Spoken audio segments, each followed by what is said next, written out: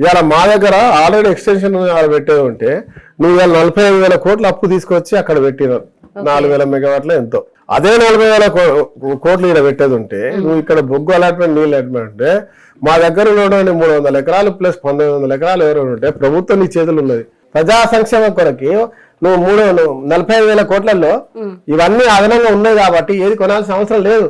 మీకు ఇంకొక 4 2,000-3,000 మెగావాట్లు ఇంకా ఎక్కువ వచ్చేది కదా, ఒక పెద్ద ప్రాజెక్ట్ అయ్యేది కదా.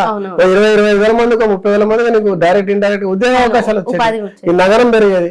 ఒకప్పుడు మాంచెస్టర్ ఆఫ్ ఇండియా నిజంగా మాంచెస్టర్ ఆఫ్ ఇండియా అయ్యేది. సింగరేణి పవర్ ప్లాంట్ ఒకటి పెట్టాల్సింది ఇక్కడ. నువ్వు జైపూర్ లో పెట్టినారు, ఇంకో 1000 మెగావాట్లు ఇక్కడ పెట్టండి.